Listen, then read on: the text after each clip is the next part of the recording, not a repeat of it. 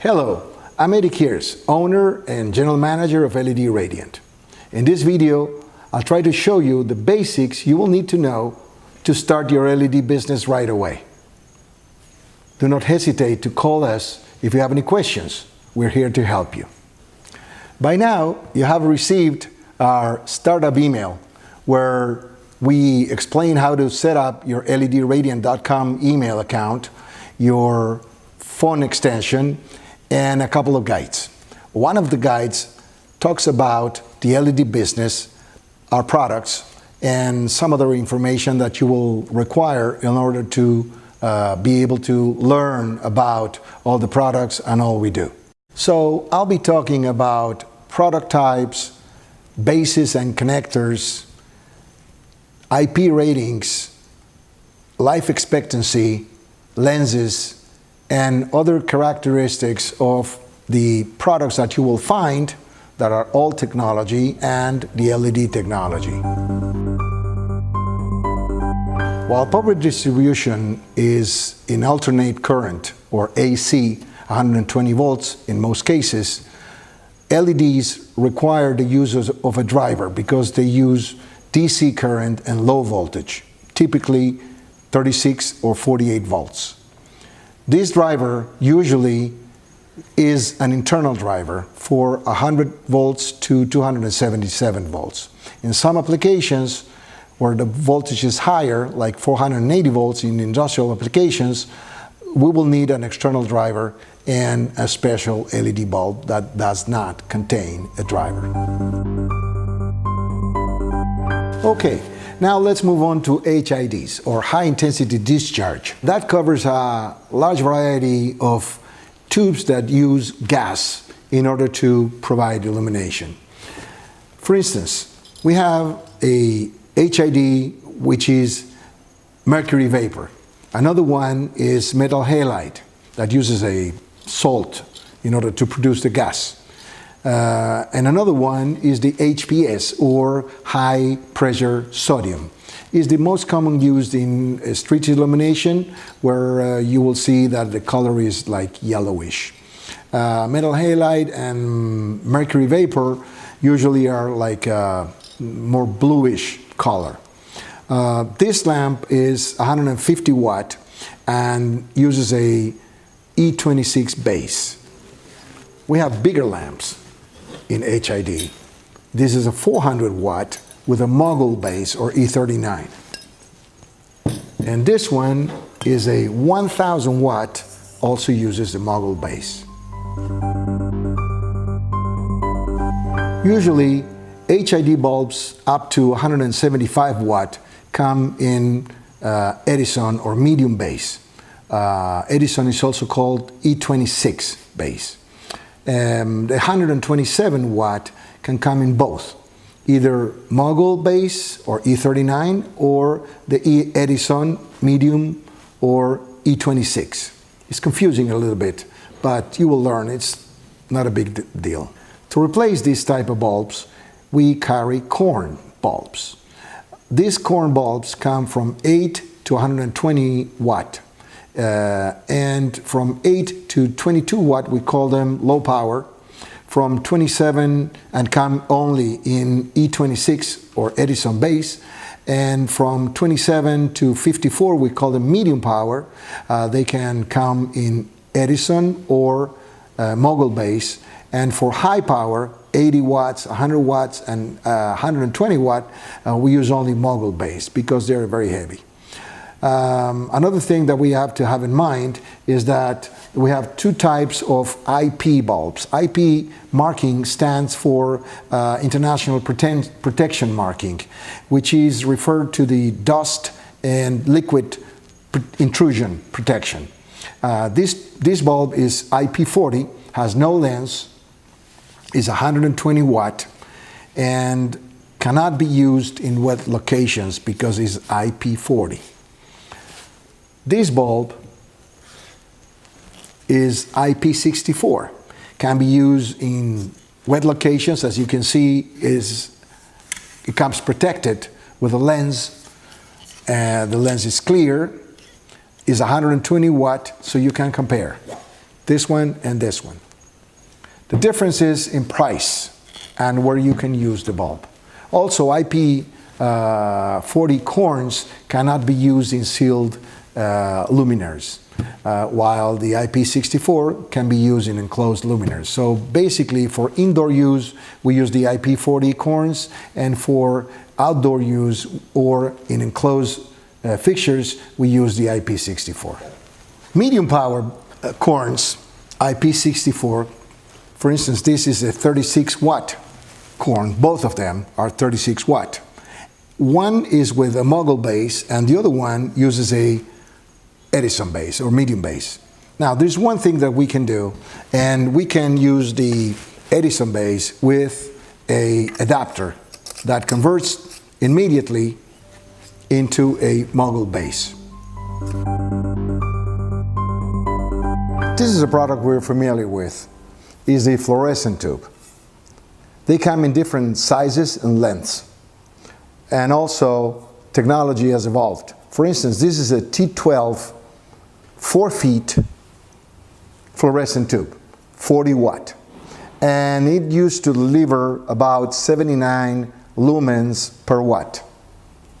Then it came the T8 fluorescent, which is also 4 feet, but it uses only 32 watt, and it's 90 watt per lumen efficiency.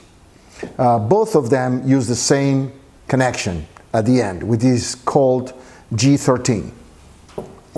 Our LED tubes uses the same connection, the G13, but it uses only 18 watt. I have to say that these tubes use a ballast, and the ballast uses about 20% of the power the tube consumes. So for this tube it will be about 8 watts, and for this tube it will be about 6 watt more. So the 32 becomes 38 and the 40 becomes 48. This is a frosted lens and this is a clear lens. It's the same kind of tube but a different lens. Here you can see the LEDs, and these are mostly used in troughers where you have a prismatic lens in front of the tubes. This is an 8 feet tube and with a single pole connection or nipple.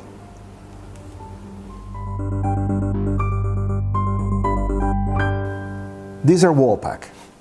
Wall packs are used for building perimeter and also to illuminate small parking areas. You have seen them all across America.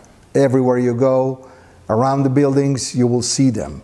These are 60 watt and this is 100 watt. Both of them are good for wet locations, are rated IP65. They come with a prismatic lens, both of them, and we have a very good price.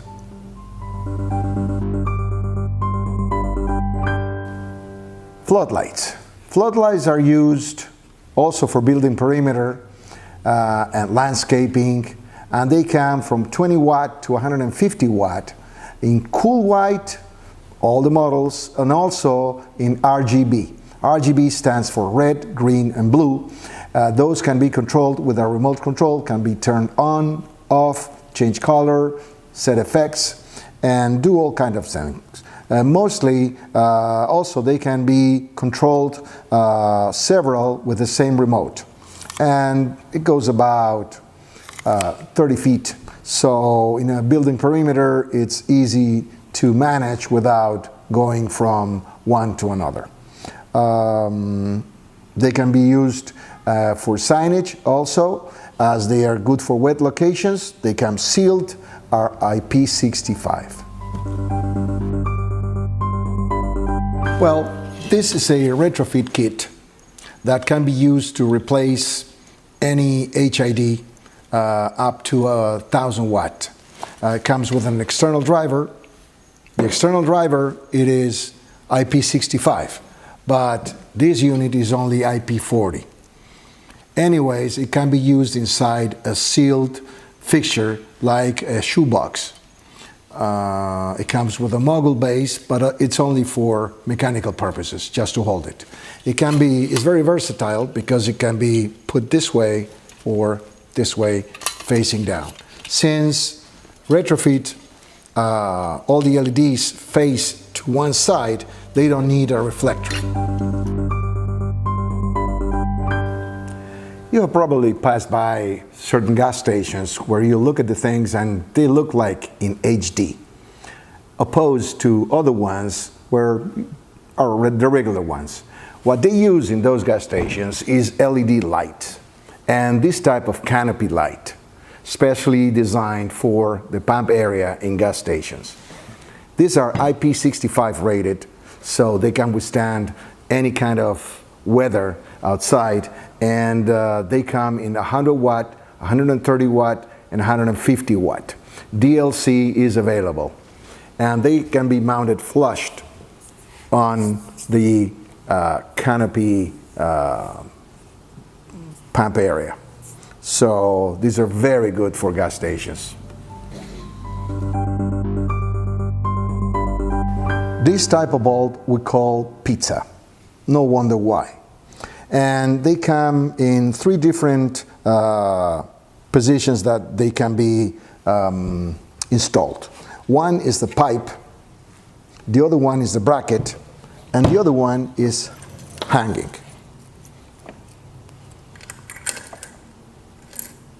And these are good for high bay, low bay.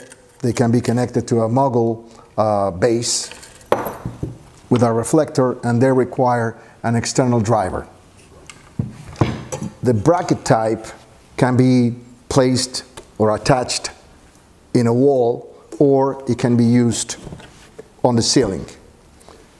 All of them are rated IP65, good for wet locations. They can be used for signage outside, anywhere. They will self-clean with the rain, and they will not collect dust or bugs at any time. Again, they're IP65, good for well locations. They come in 100 watt and 150 watt.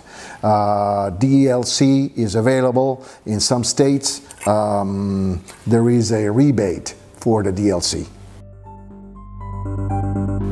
For parking area lots, where you see the poles with lights, we have the shoe boxes. Shoe boxes come from 150 watt to 320 watt and can replace from 400 watt HID to 1200 watt HID. Most of the applications, you will see that there is a distance between the poles and also the height. The power we need will depend mostly on the height of the pole. For lower than 25 feet, we can use 150 watt or 200 watt. For higher, we need a higher wattage, like 320 watt. And they also come in 2 different colors, as you can see, a nice gray and a white. We're familiar with the CFLs. These tubes first came in the market with promise of a lot of savings, but actually they don't live too long. So we came out with this idea, which is a CFL replacement with LEDs. The base can be rotated to face the light anywhere you need it. There are all types of bases, so before you are committed to a customer, check that the base is compatible with ours. We have another base, which is the E26, and also can be rotated. This is a 6 watt, this is a 10 watt, this is warm white, can be used for decoration mostly, and this for illumination. It's a cool white 10 watt.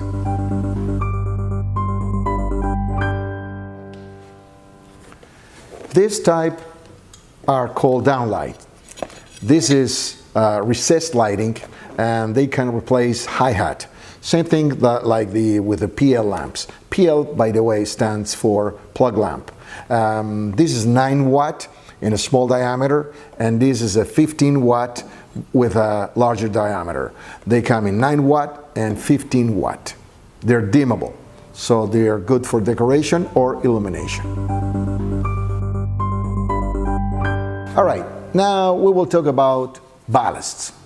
What is a ballast? A ballast is kind of like a transformer and is used for HID lamps and also for fluorescent tubes. Why they are needed? Because otherwise the lamp will explode. So we need an electrician in order to remove the ballast when we're replacing an HID with a current bulb. Our current bulbs have an internal driver, except those that are used with a higher voltage, like 480 volts. Then we need an external driver. But the same thing happens with the fluorescent tubes. We need to remove the ballast. The ballast usually consumes about 20% of the power of the lamp it is supplying. That means that a 200 watt HID, the ballast will use 40 watt. In a 40 watt tube, the ballast would add another 8 watt to the tube. Our LED lights on the other side use no ballast, and the converter is very, very efficient. The power factor is close to 1, usually 0.98, 0.99, while regular ballasts are 0.80 or 0.85, and they become very hot. Heat goes away and is a waste. So when we replace any HID lamp, we need to take the ballast into account. And you will see that in the ROI that is calculated about 20%. Regarding life expectancy, everybody likes to say that their lights last longer. So they might say anything. I mean anything. That doesn't mean anything. So there is a standard about that, which is called L70. Our eyes don't perceive change in brightness unless it is more than 30%. So the L70 is measured in hours, and the quantity of hours means when the brightness will become 70% of the original brightness. So let's say a lamp delivers 1,000 lumens. If the L70 is 50,000 hours, it means that at 50,000 hours, the light output will be 700 lumens. That being said, doesn't mean for LEDs, opposed to regular lamps, that they go dead when their life expectancy is gone. And many people don't replace them, and you will go to many places where you will see that you can replace with 2 LED tubes 4 fluorescent tubes. Why is that? Because they decay pretty soon and people don't notice that. So basically what we need to do is tell them the life expectancy is one thing and the useful life is another thing, and the L70 is another thing. So L70, most of our products are 50,000 hours, but they will be useful for more than 100,000 hours. In the ROIs, we use about 70,000 hours as a life expectancy. About color. Color is measured in Kelvin degrees. Why we use Kelvin degrees? Because a black body, if you heat it up, it becomes like red, and then becomes yellow, and then becomes like whiter as you heat it up. So the standard for color for white, there are different whites. For instance, 3000 Kelvin, we call it warm white or soft white sometimes. 5000 Kelvin, from 4500 to 5000 Kelvin, we call it natural white. Sunlight is about 5500 Kelvin. And beyond that, we call it cool white. Colors are kind of distorted a little bit. And so it depends where we're gonna place or install our lights is the color of light that we will recommend to our customers. If it is a food store, or they sell clothing, or they sell rugs, for instance, natural white is the way to go. For warehouses, usually it's cool white because you get more brightness. And if you want some kind of decoration, not illumination, then you go for the warm white. As a summary, we've talked about products. LED tubes, corn bulbs, floodlights, retrofit kits, wall packs, pizza bulbs, canopy lights, shoe boxes, panels, tubes, PL lamps, downlights, and par lamps, and we have several other products. Regarding the connectors or base, we have talked about E26 or Edison base or medium base is the same base. E39 or mogul base, and we have the G24 for the PL lamps, and we have the G13 for the tubes. For drivers, we have internal drivers and external drivers, mostly for high voltage. For color temperature, we have talked about warm white, natural white, cool white. For IP ratings or international protection markings, we have talked about IP40, IP64, and IP65.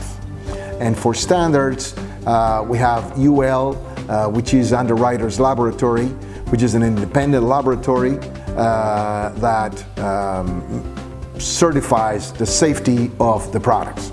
DLC is Design Lights Consortium, and it certifies the quality of the lamps. ROHS, ROHS, qualifies for reduction of hazardous substances. And the L70, which is a standard to measure the life expectancy. Well, this is all I have to say right now. And what I would like to tell you is about you, what you can do to improve your income. What you can do is to learn about the products. We have done a lot of work to teach you about the LED business. But if you don't learn about it, if you don't read about it, there's nothing we can do. So it's all on you. Go back to the books, one piece at a time. You don't need to rush, but you need to be savvy before your customers. Otherwise, you will not make money. So, thing is important, go back, learn about the LED business, about the competition, about other products. All we have done right now is just show you a brief introduction.